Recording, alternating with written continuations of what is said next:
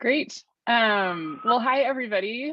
Welcome to Openscapes' second community call.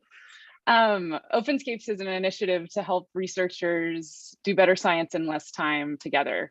So through our Champions Mentorship Program, we help research teams develop habits for data-intensive science that's more open, reproducible, collaborative, inclusive, and kind. I'm Julia Lowndes. I'm a marine ecologist and co-director of Openscapes at the National Center for Ecological Analysis and Synthesis at the University of California, Santa Barbara in the US. And I'm grateful for the land on which I am, and I want to honor the Chumash people for continuing to care for these lands.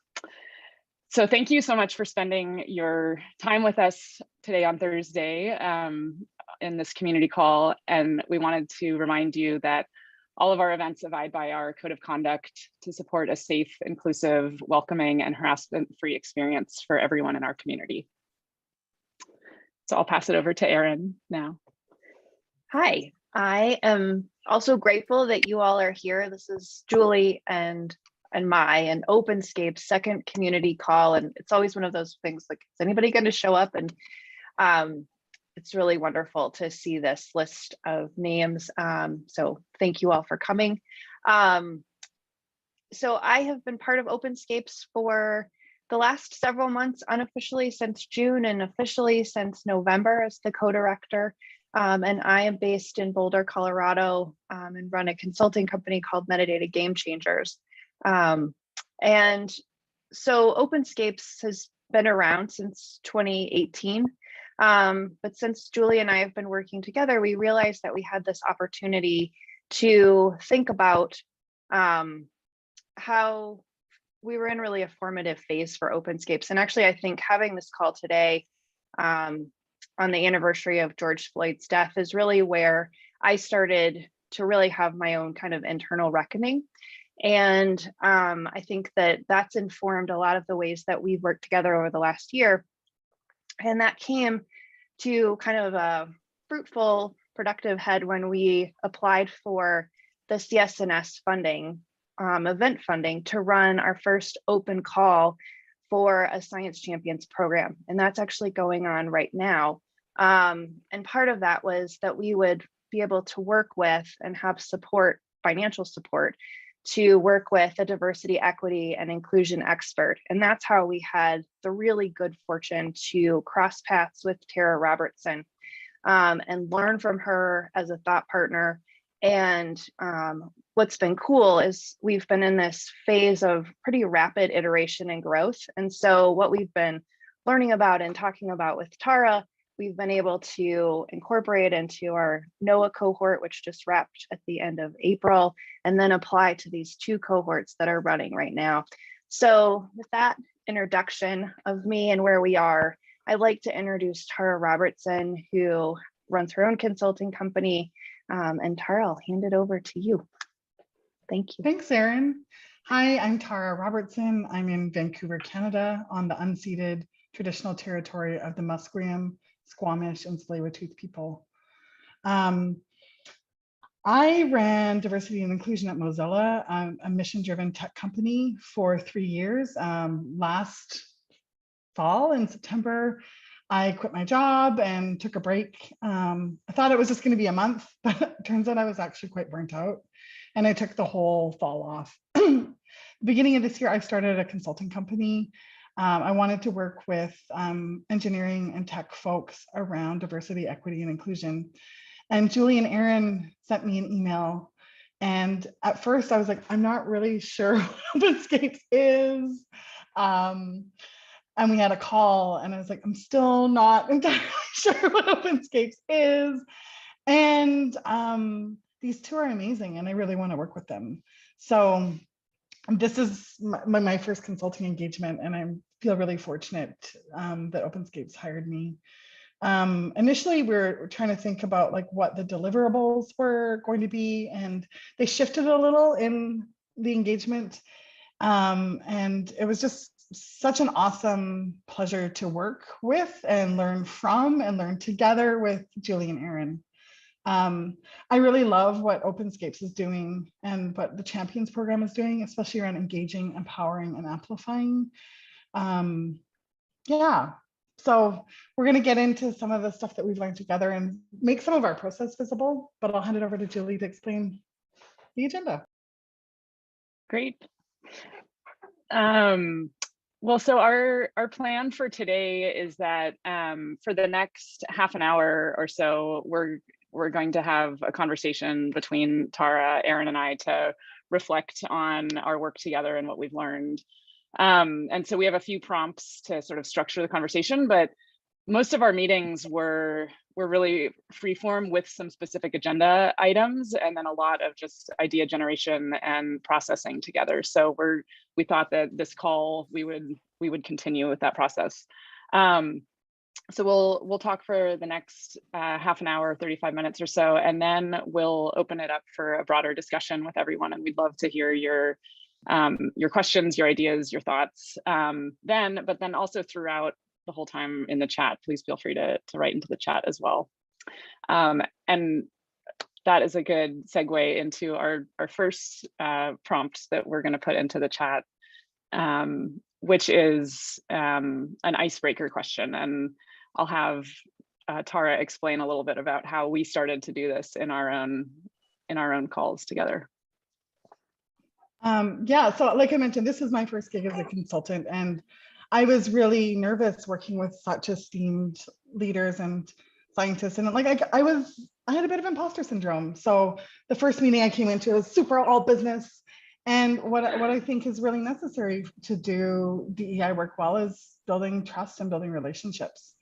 So it didn't feel quite good to just be all business and no connection. So the second meeting, I just said, can we do like an icebreaker question with each other? Because I want to get to know who you are as people and learn about like what makes you tick and what you're passionate about beyond the work that we're going to do together. So our icebreaker question today, which I'll ask Julie and Erin to answer it out loud, and I'll ask you all to answer it in the chat, is what's something that you've learned during the pandemic? Julie, Erin, who wants to take it first? I'm going to go last. I think I've learned this during the pandemic, but especially working with you, Tara, is to be braver and to bring kind of the ideas from open science of being imperfect and sharing imperfect work, but bringing that to kind of a braveness space, especially around diversity, equity, and inclusion.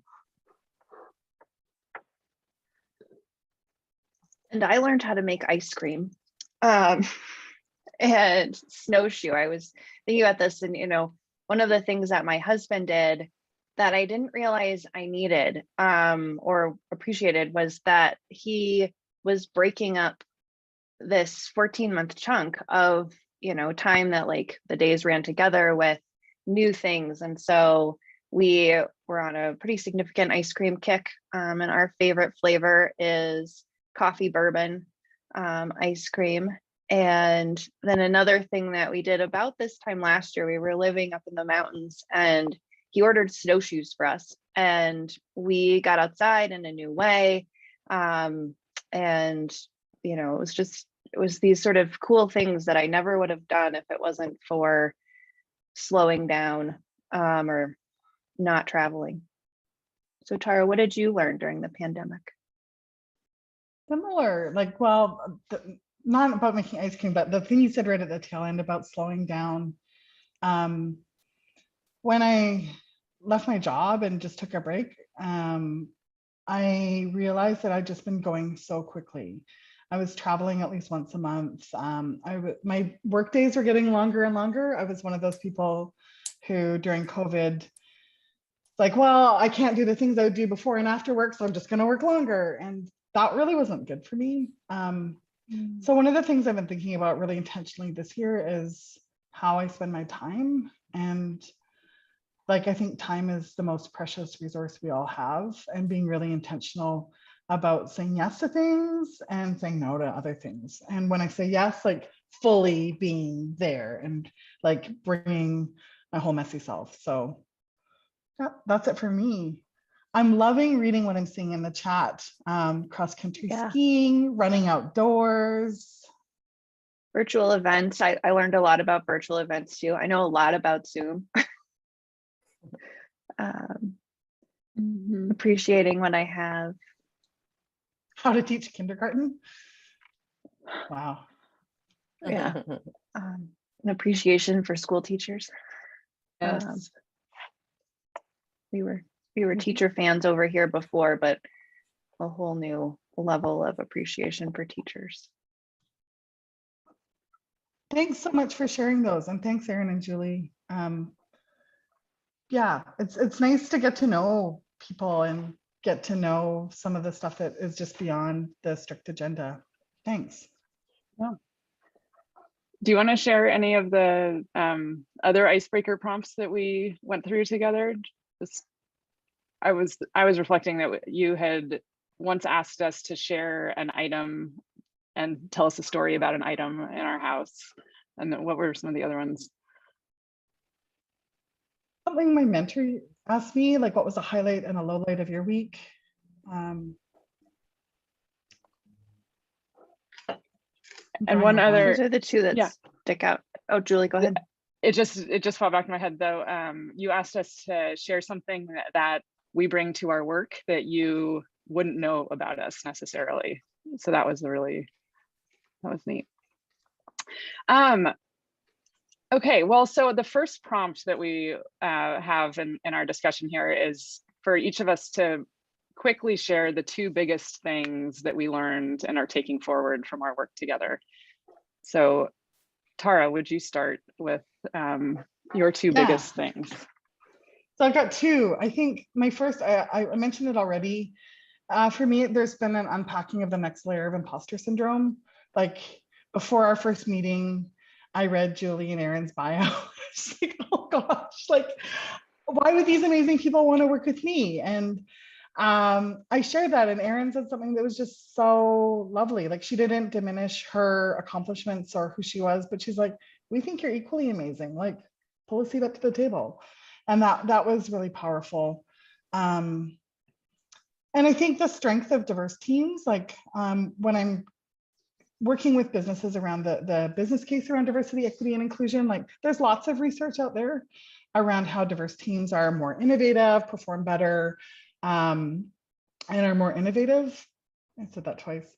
And like our backgrounds and our areas of expertise are really different between the three of us. And it was one of those amazing experiences where, yeah, like it just kind of felt like a transformer where we felt like more than the sum of our parts. And I love working on teams like that. What about you, Erin? So I think one of the things I loved was I was really nervous to start working with you.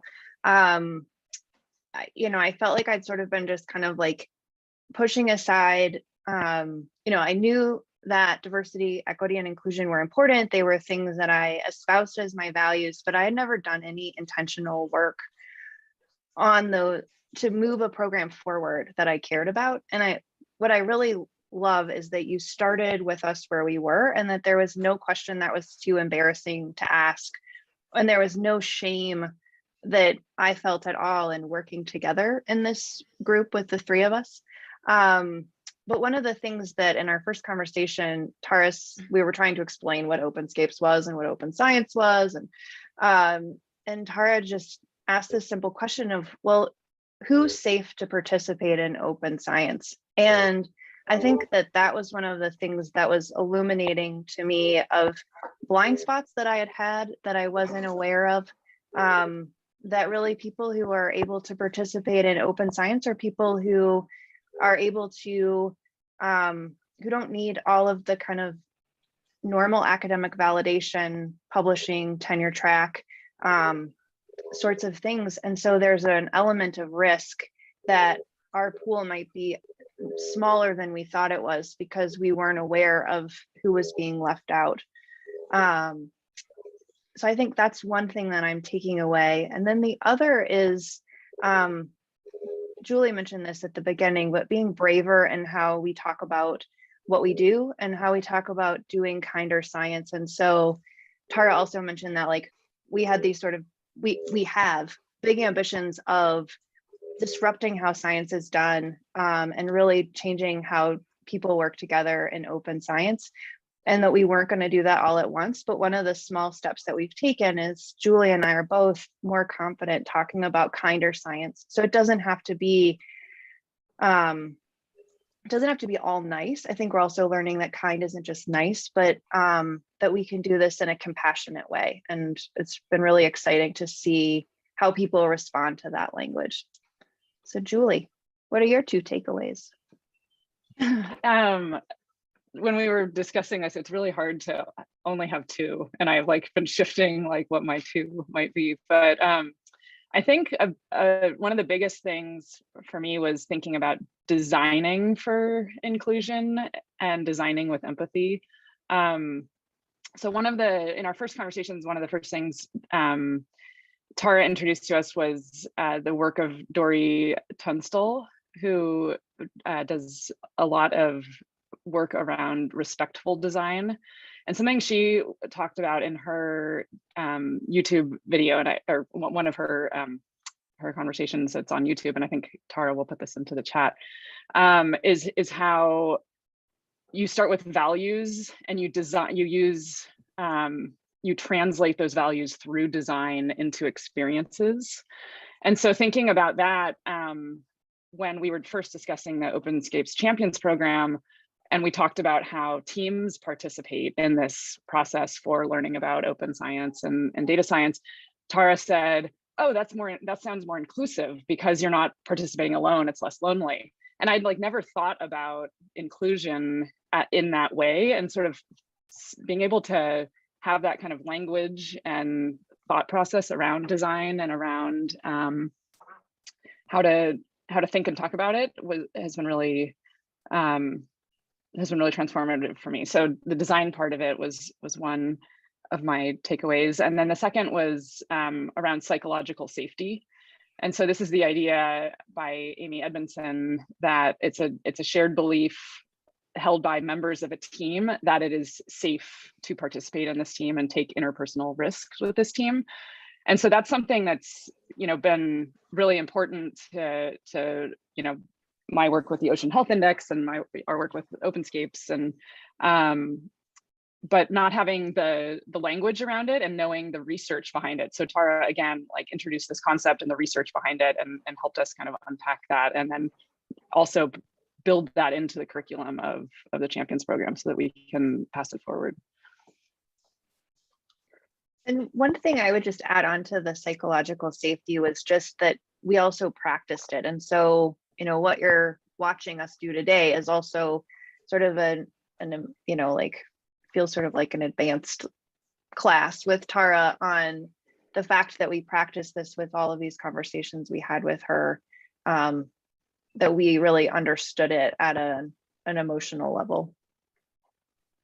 I just it's not, you've given me a lot of credit, which is very generous. And I think the notion that we built this together on a team, we made it safe to say, I don't know, or initially from the beginning, I don't know, you've just explained Openscapes, I still don't understand it. There's also a real generous sharing of we've got some different skills. And from little things to sharing keyboard shortcuts to bigger things, being this is going on and I don't know how to approach it. It's kind of been a brain trust as well, where with very little ego, we can approach hard things together with real high degree of trust. And I think the little things like the icebreakers, but also every time one of us was vulnerable with each other or said, I don't know, and had the others help us get there. I think that small layer over layer, that's the foundation we built together. Yeah. Tara, would you also, the saying that I don't know is one of them. Would you remind us what there are a couple of just key things around psychological safety for people who may not be familiar with that term? Yeah, it's Julie defined it, but Amy Edmondson defines it as the ability to speak up, either with a wild idea, wildly creative idea that's out of the box, or to speak up about something that you see that's not good. And to do that without the fear that there's going to be some retribution against you in the group. And both things are really important. Like, if you see that something's going to crash the servers or wreck production, like, and you don't speak up, then like there's a huge problem. But if you do speak up, and the first thing your manager or your lab manager or whomever, the person with power over you, is like, if they get angry or say like, well, why didn't you fix that? It doesn't make it safe to speak up again. Like, you might have raised the red flag that one time and you'll probably never do it again. Like, so the way that we respond to each other when that happens, like I had a manager who told me like, thank you for bringing this problem to me. I didn't have line of sight on this. Ooh, it's a big problem. And his body language told me like I wasn't in trouble. Me bringing this big problem to him was actually very welcome, and that it was safe to do so. So like on both the wildly positive and like the avoiding the negative things, it's super important. Thanks. And I think we've seen it in applying it to open science and open data, that there are a lot of times when people don't want to appear, and in, I guess, in academic settings, maybe more broadly, but they don't want to appear dumb, or they don't want to appear like they're the only one in the room who doesn't know how to use a GitHub issue, or even what GitHub is. And so creating, for us, including that in Openscapes has been really important to help, to intentionally try to do that so that people feel like wherever they are, we can meet them there. Mm-hmm. Mm-hmm.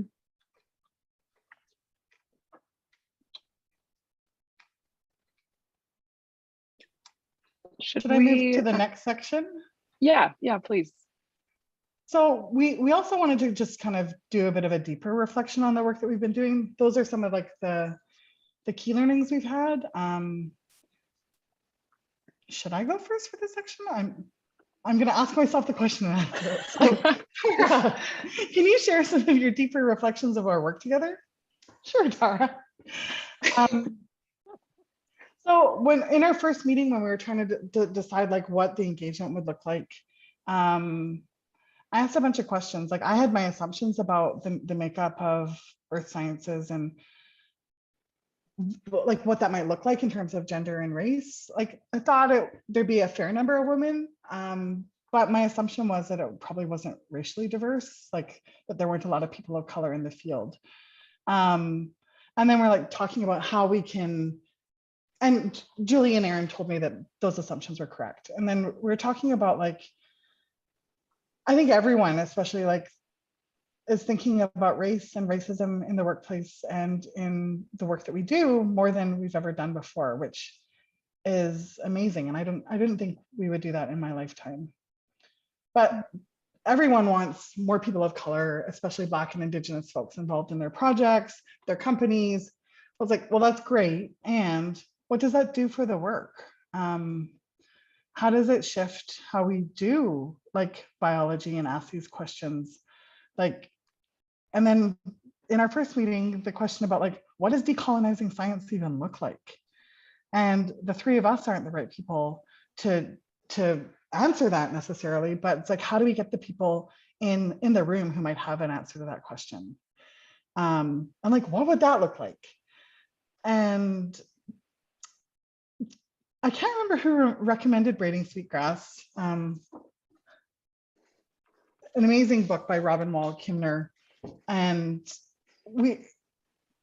I think I'm not quite done it. I'm almost at the end of the audiobook, but it's been a really amazing way to shift how I think about what science is and how it's done and how it's measured. It's a really powerful book. And Erin and Julie, have you finished it? I'm also not still going. Yeah, I'm not quite done yet either. I am sorry, I won't interject. I won't interject commentary. Oh, go ahead. Okay. This was something that was really fun with Tara and Erin as we were working together, is we sort of created an informal book club around Braiding Sweetgrass. I think one of us mentioned it in a call, and then the other two got it, and we just started either on Slack or email or Twitter, just being like, I read this chapter and this spoke to me, or like this, we talk about it in our next meetings. And something, for those of you who haven't read the book, it's written by Robin Wall Kimmerer. She's faculty, she's a botanist, I believe in New York. And she's an Indigenous woman who's also a scientist. And each chapter is a vignette weaving together her experiences and stories around her culture and around science culture and around her learning. And it is some of the most beautiful writing I've ever read. You learn so much about the environment and plants and traditional ways of thinking and doing and knowing.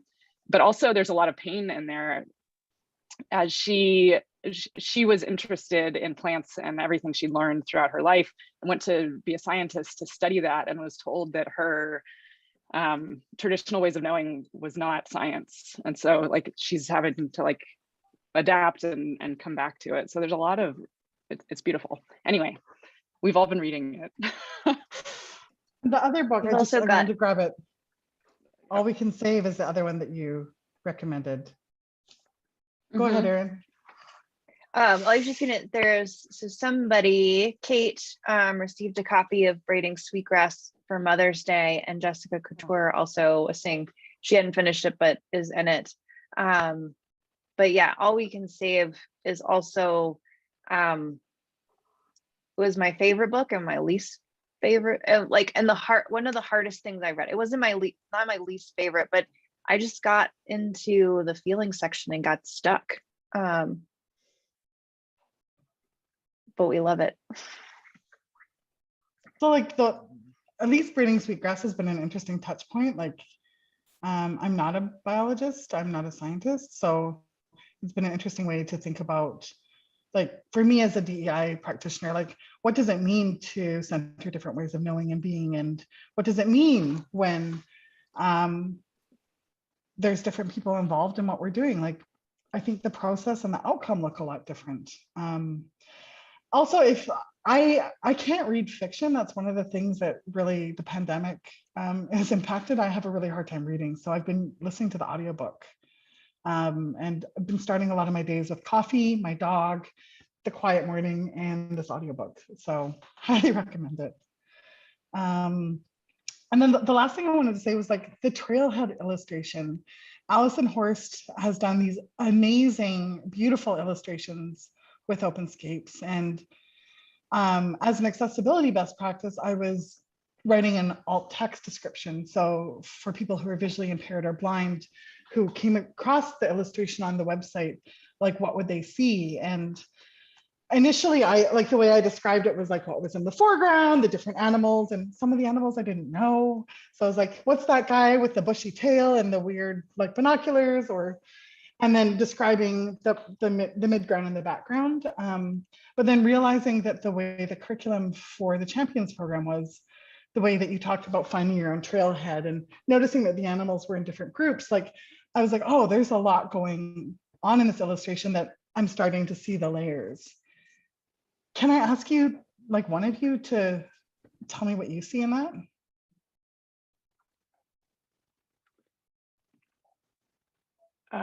Erin, do you want to start? No. Okay. I put you both on the spot. No, it's great. Erin put a link to this illustration in the chat, and I'm looking at it on this other screen. I absolutely love this illustration, and working with Alison Horst to create it has been really fun and iterative as we've learned more and put this together. But what we see, the idea of it is that, data intensive science can be this kind of sad and lonely experience, which is what represented by the animals in the bottom left, these kind of sad or isolated individuals, but that there's this whole landscape of open data science that's just beyond view potentially to them, and a way to engage in that landscape is through the power of welcome and having other people there to welcome you and provide a trail map and help you discover new paths or build new paths as you're going along your open data science journey. And so with it, so then the further detail, there's beautiful bits of data throughout the landscape and little details that Allison's designed in here, but also like to represent the Champions program itself, folks participate as teams and go through on their paths together and intersect paths with other teams. That's a start of what I see, Erin. Yeah. And so their teams are represented by their little bandanas, or their same colored hats. But I think one of the things that I've taken away, or this sort of deeper dive since we've been working with Tara, when we've been showing this picture to a lot of people and a lot of different teams. And so Julie mentioned that we've had a lot of iterations on it. And one of the most recent iterations has actually been the animals with the little purple hats that have like a very tiny Openscapes logo that you might not even be able to recognize as an Openscapes logo. But we were having a conversation with one of the cohort teams and we were showing them this picture, and I just got this sense of like, something's not right.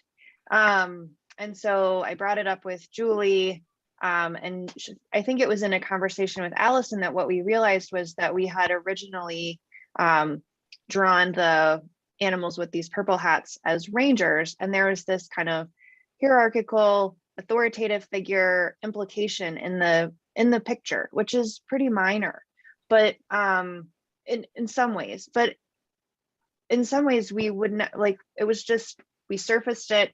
We took the hats off, then they looked naked.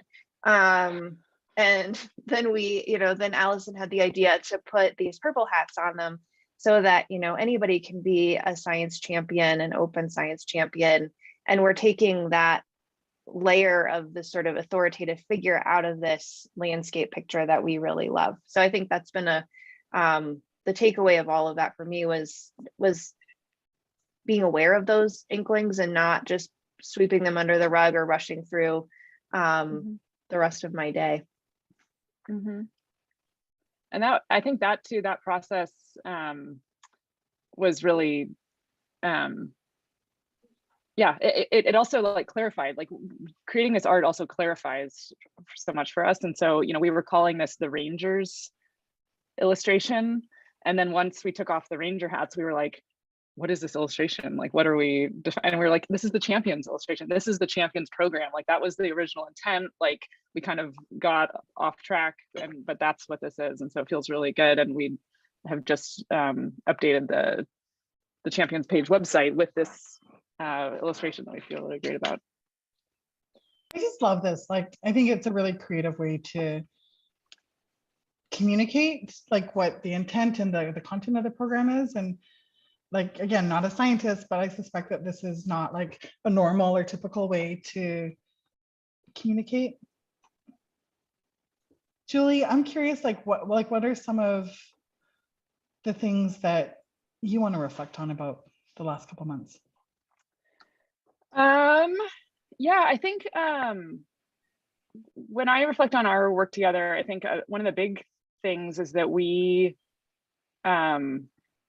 Openscapes is about behavior change and about helping develop new habits around open science and new practices, new tooling. And that's really hard to, and in the Champions program, we actually have folks create a pathways document where they describe their trailhead and then where they're going from there. Because it's really hard to have concrete deliverables in the Champions program as folks are having behavior change and creating new habits. But then when we were working with you, we sort of we weren't thinking about working with you as behavior change for ourselves. And so we were immediately thinking about deliverables and thinking about like how to like what deliverables we would work on with you. And I think a big part of our learning, you know, Erin and I have talked about this quite a bit. A big part of our learning has been that it's, you know, it's not about deliverables necessarily. It's about increasing diversity, equity, inclusion in all of your practices and in all of your habits and in your mindset and in your language and all of these things that are harder to, you know, have as a deliverable. So I think, you know, we were just talking before this call started that this is a really fun way to reflect together, and like that this call, in a way, one of the reasons why we wanted to make it public is that this is kind of a deliverable in itself, if we want to like get meta on that. Yeah, so I think, you know, not having deliverables is a bit weird to all of us. You know, you are very data driven. We're all very data driven, but especially in your consulting work. But really thinking and getting comfortable with the idea that this is about behavior change, not only for the two of us, but to pass on in, you know, in our spheres. Yeah. What about you, Erin? What have you been reflecting on? Yeah, so I think in that meta, you were just saying about like realizing the difference between that, we came into this thinking it was deliverables. And I guess I also had this naive sort of idea that like there'd just be like some things we could do. And actually I did one of them just now, I'd forgotten to do, which was turn on the live transcript and the closed captioning. But that's one of the things with Tara, we talked about it, and then, you know, Julie and I just took the time to figure out how to do it in Zoom and tested some services and went on with it. And so that's a thing that we've added that was pretty simple and easy when we remember to do it. But we're still learning. And I think so sort of following on that meta idea from Julie of, you know, we were trying to change our own behavior. I actually think that Tara, you are a mentor for us in this, just like we are mentors for teams that are transitioning to open science. And when I think about it that way, I think, well, I just think it's just really cool. And one of the things that we talked about was having a plan. And so recently, like we just had something come up in a cohort call, wasn't catastrophic, but we handled it in the moment. And then afterwards, Tara and Julie and I had the chance to debrief on it and talk about it and talk about how we would have liked to handle it differently moving forward. And one of those things that we came up with was we really wanted to slow down and to use the line, something just happened here. And then to intentionally turn to whoever was affected and ask what they needed. And it's just that pause that would give us a chance to take a beat, to try a different path, and to support people who were affected. And so anyway, so that's, I think, a very cool thing that we've learned. The other thing that I know that Tara has, we've worked with Tara, and so we've found these areas that we want to learn. And one of those was around land acknowledgements. And so you saw Julie and Tara both offer land acknowledgements at the beginning. Another was around bystander training and how to speak up or how to react. And the thing that comes up in bystander training is that people are much, much more likely to react or to support or to speak up if they've thought about a plan. And so I think that's really one of the sort of powerful things working with Tara has been that we've been reflecting on how we want to change our behavior. And then we've been seeing it and we've been celebrating it in these calls with her of like, look what I did, or look how we changed. And having that place to celebrate too has been, I think, really helpful to keep us going as we move forward with Openscapes.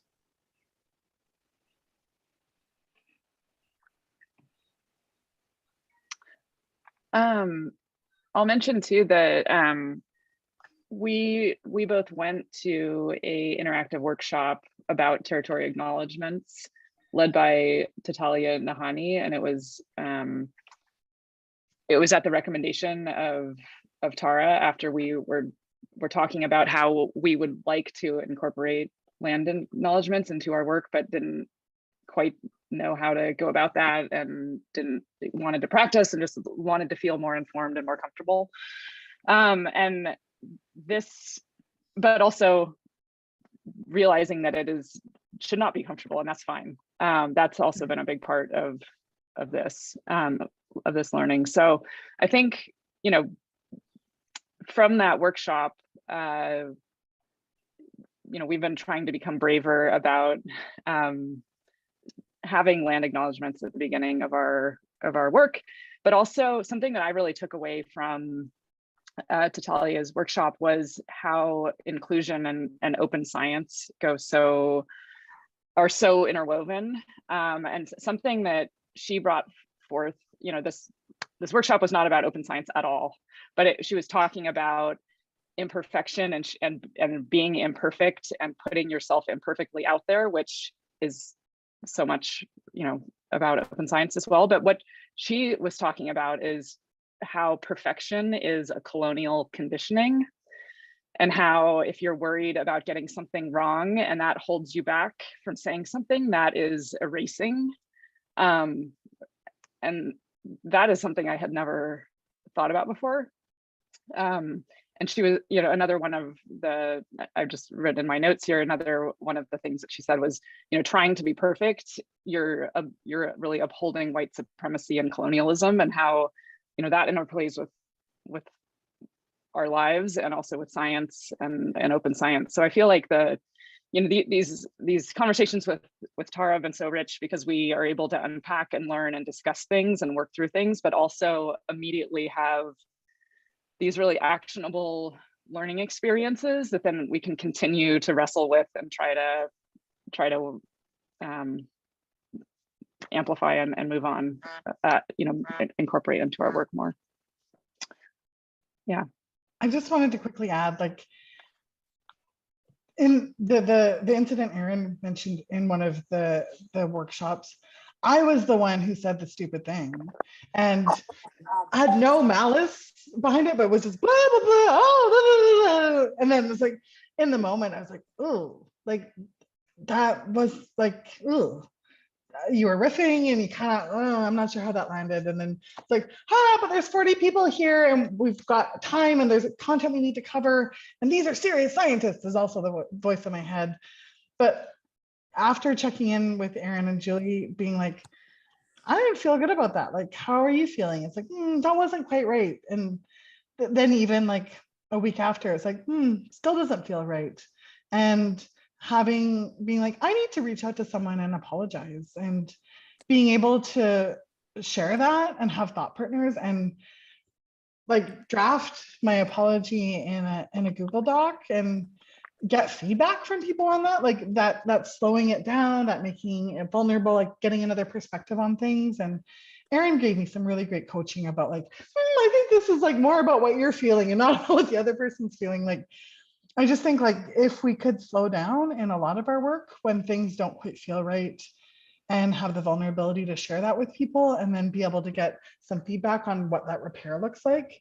Like, I think our workplaces, but also our world might look a little different. So the partnership with Julie and Erin on that has been amazing. Like, I just don't want you to think that I'm this all-seeing, all-knowing DEI expert. Like, I screw up a lot. Like, and you not nodding because you screw up a lot. But you made it safe to be like, ooh, that didn't feel good. Like, this is what I think I want to do to fix it. Like, would you mind looking at my apology before I send it? And getting great feedback, which honed the thing, and the person was fine and okay. So that's the most important thing. But the process again was really good for me. I know we're going into time where we want to have questions, so I'll be quiet now. Yeah, I can't believe we're already just 15 minutes left of the call.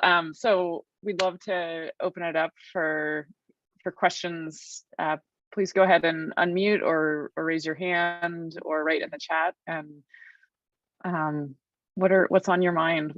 What's resonated with you, or what questions do you have?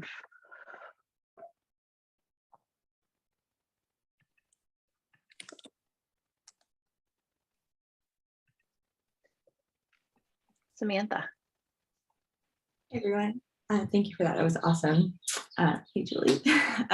Actually, before I start, I also have my copy of Braiding Sweetgrass. It's an awesome book. I'm only halfway through, so it's like the first book I read where I actually have gone through and like underlined things, and I'm like, I can come back and reflect on this later because it's such a powerful like statement. So I'm glad you guys brought that up. But one of my questions was, you mentioned at the start how being open with our data is just an inherently risky thing for a lot of people, early career scientists, but also minoritized groups. And so do you see a path forward for making that less risky, and more of like, it's a huge cultural shift that has to happen within the scientific community in general, but it's hard for me to see like what exact steps we need to take to make that a safer thing for more people to participate in.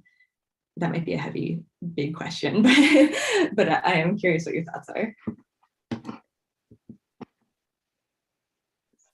So I have a couple of thoughts on that one. I think, I mean, you mentioned culture change. So Julie and I have both been doing some work with the National Academy of Science on their roundtable on aligning incentives for open science. And so I think for it to become safer or less risky to share data, I think we need to have academic incentives that also align with our values. And I think it gets back to what Julie was saying about thinking about how our activities align with our values. But, you know, tenure awards from societies, publishing, all of those sort of those big three, funding is the fourth. Those things have to have incentives that are aligned with open data and sharing and open science practices. And, you know, we're starting to see some shifts there, but I think it's going to take more peer pressure and at many levels. So what Julie and I do with Openscapes is kind of bottom up. But, you know, we're really encouraged that a lot of university presidents are thinking about this too, and how to change things at that level. Mm-hmm. I would just add, you know, part of, you know, us kind of becoming braver and feeling more confident to speak up or challenge or just question things. In one of our cohort calls, when we were talking about open science, a more senior person said that it's safe for them to participate in open science, but they don't expect their students to because it's not, you know, because the incentives are not safe. And so we were able to kind of continue that conversation a bit and say, like, why is that? What changed? When did it become safe for you? What could you do to make it safer for others? Like, you know, if that person is talking about this didn't happen, but just to riff off that idea, like if somebody was if somebody is saying that it's not part of promotion, if open science isn't part of promotion, it's like, well, if you're on the promotion committee, like, could you do something to change? Like, what can we all do to play our part in changing this culture? One more thing. Yeah. One other thing that Julie and I have been championing is around paying people. So a lot of times what we see is that open science and open data work is volunteer work, that data management work is not valued. And so making sure that we, where we can, are paying people to do this work is another place where that's a small thing that we can do to try to affect that change too. Thanks, Sam. I see Raquel. Yes, hello. I just wanted to start by saying thank you three for creating this space, which is very inclusive and very safe to be vulnerable. And I think in the beginning of the conversation, one thing that popped out that we discussed was the imposter syndrome. And I just wanted to ask, from your personal experience, what is if you can pick out one thing that helped you go over that that barrier, what would that be?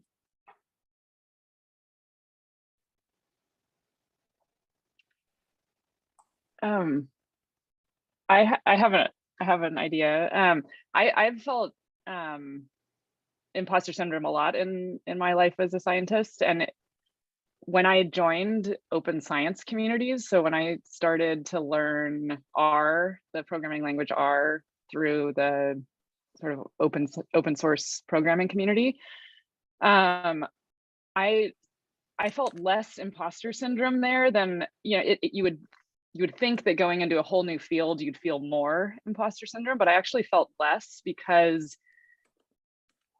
there was the idea that everybody was coming from a different background and that everybody had different experiences and different expertise and had something valuable to contribute. And that made me feel much less of an imposter. And I was then able to bring that back to my, well, I'm still working on it, but like bring that back to my life as a scientist, feeling like we all have different experiences. We all, you know, like we all deserve to be here. Yeah. Amazing. Erin Thank or you. Tara? Yeah. I've just been scraping in the background to grab this link, which I'm going to drop in the chat. I know I talked about imposter syndrome.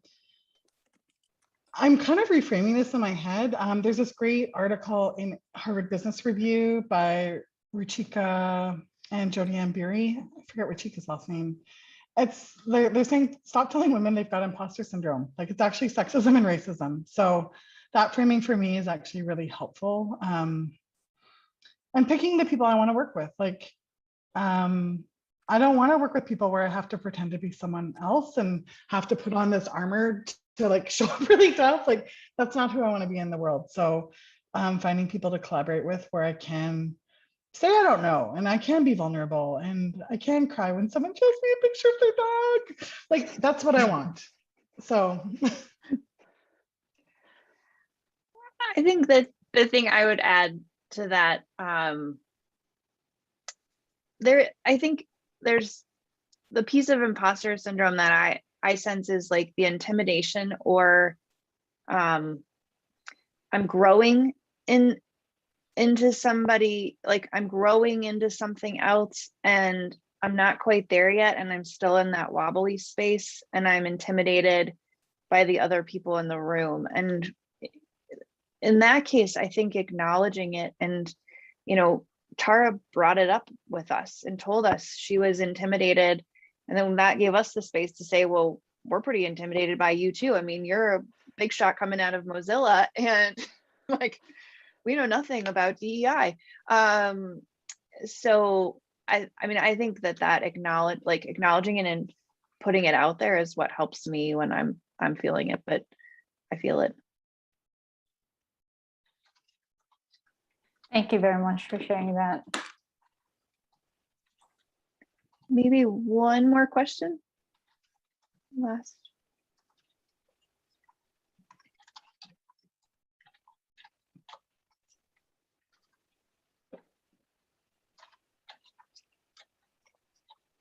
Thanks, Michaela.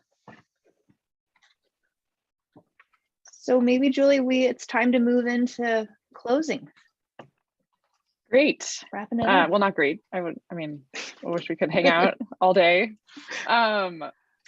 So something that we do in our Openscapes champion calls is we do efficiency tips, which are most often short keyboard shortcuts or other efficiency tips just with your computer. And I won't demo one today since we're not screen sharing, but I will offer two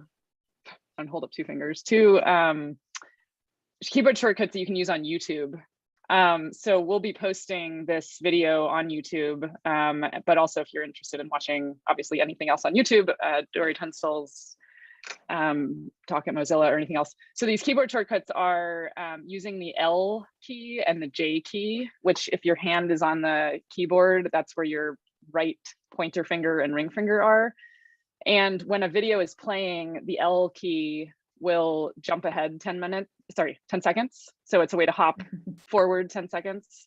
And then your J key will jump back 10 seconds. So if you're listening to something on YouTube and you didn't catch it and you want to catch it again, you can press JJ a couple times and hear it again.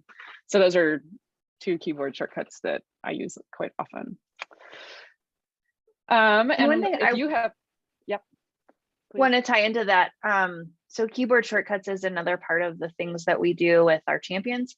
And it gets a little bit to the imposter question. But there's this assumption that everybody knows what you know. And when Julie starts sharing keyboard shortcuts, like I was this many days old when I learned that J and L will move things forward and backwards. It's like, wow, that's really cool. And so it just raises that awareness of what are the things that I know that I could share that other people don't know. Julie. Yeah. Thanks, Erin. That's great.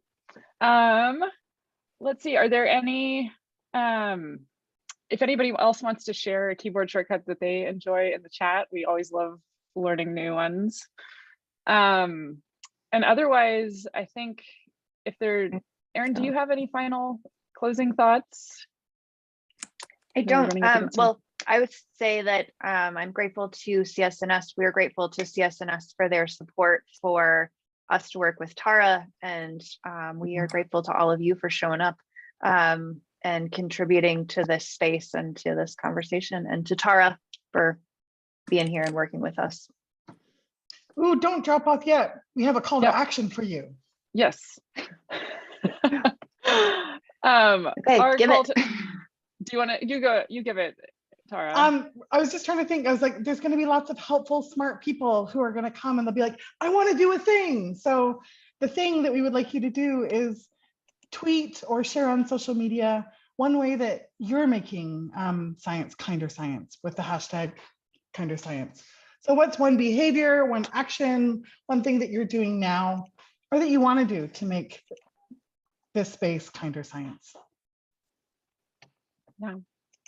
Well, so thank you, Tara, so much. And thanks all of you for being here. We are so grateful for you spending the time and hope we can continue these conversations and this work together as we go forward. We'll put a few links in the chat and we'll be posting this video on our YouTube channel, and we'll have a way from our website for you to navigate to it as well. So thank you so much and have a great rest of the day. Thanks.